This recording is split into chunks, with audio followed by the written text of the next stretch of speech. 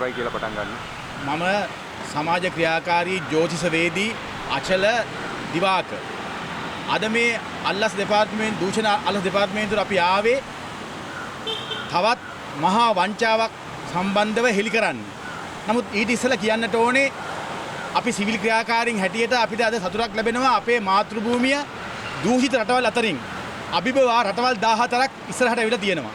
අපි හිටියනම් දූෂිත රටවල් වල 150 වෙනි අංකයේ අද අපි ඉන්නේ 136 වෙනි අංකයේ. ඒ කියන්නේ රටවල් 14ක් අභිබවා ඉදිරියට ආපු එක සම්බන්ධව අපි මේ ආණ්ඩුවට ඒ ස්තුතිය ප්‍රදානය කරන්න ඕනේ. ඒක අපි දේශපාලනය කරනකොට කුහක වෙන්න බෑ. අපි අවංක වෙන්න ඕනේ. ඒක ගන්න ඕනේ. ඒ ගෞරවය ආණ්ඩුව ගන්න ඕනේ. නමුත් මතක තියාගන්න ඕනේ මේ 159 අද පාර්ලිමේන්තුවේ ඉන්නවා 159 නෙමෙයි දූෂිත වැඩක් කරේ. අපි මේ සිවිල් ක්‍රියාකාරීන් 20ක් පමණ මට නම් කියන්න බෑ ඒගොල්ලන්ගේ.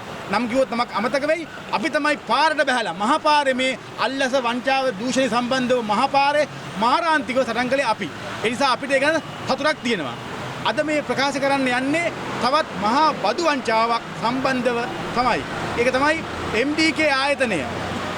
2024 නොවැම්බර් මාසයේ වටලනවා ආදායම් බදු දෙපාර්තමේන්තුව. වටලලා MDK ආයතනයේ විගණනය කරනවා ඔඩිට් කරනවා බදු ආයතනයේ මේ බදු දෙපාර්තමේන්තුව කරලා හොයා ගන්නවා ලක්ෂ 13000ක් පොඩි ගණනක් නෙමෙයි ඈ මට වරදින්න විදිහක් නෑ මේක. මොකද ලක්ෂ 13000ක් ගෙවන්න ඕනි කියලා ආදායම් බදු දෙපාර්තමේන්තුව කුරුරත්න මහත්තයාට MDK අධිපතිතුමාට යවනවා තමන්ගේ ආයතනයේ බදු වංචාව ලක්ෂ 13000ක් කියලා.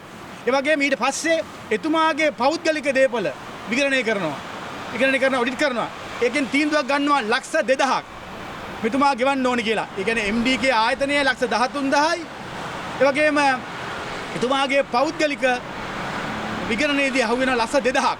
ලක්ෂ 15000ක් මේ MDK ආයතනය බදු ගෙවලා නැහැ. අපි දැන් මේ යන්න හදන්නේ මේ සම්බන්ධව අල්ලස් දෙපාර්තමේන්තුවට මේ සම්බන්ධව පැමිණිල්ලක් කරන්න. මොකද හේතුව ඒක වගකීම අපි වාර අරගෙන අපි වැඩ කරන්නේ. මොකද හේතුව මේ ලක්ෂ 15000ක් කියන්නේ ශ්‍රී ලංකාවක් නෙමෙයි. ලංකාවේ පවුල් 50ක් ලක්ෂ 50ක් ඉන්නවා. එයින් 4න් එකක්ම ඉන්නේ දුප්පත් කමේ අඩිය ඉන්නේ. ඒ වගේම තව ඉන්නවා 4න් 3ක් ඉන්නවා 10ක් ඉන්නවා දුප්පත් කමේ අඩියට වැටෙන්න ඕන්න මෙන්න තියෙනවා. එතකොට ලංකාවේ ආණ්ඩුව මොකද්ද කරන්නේ? දඩයි බදුයි ගහනවා මිනිස්සුන්ට.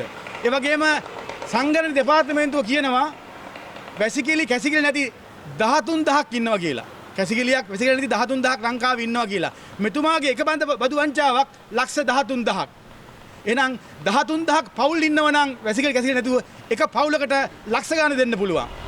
මේ රටේ ජනතාව තේරුම් ගන්නට ඕනේ මේ MDK ආයතනය රටේ ජනතාවගෙන් බදු අරන් තියෙනවා. ඒගොල්ලෝ ක්ලේම් කරලා තියෙනවා. ඒගොල්ලෝ වැට් එක ක්ලේම් කරලා තියෙනවා. ජනතාවගෙන් බද්ද අරන් තියෙනවා.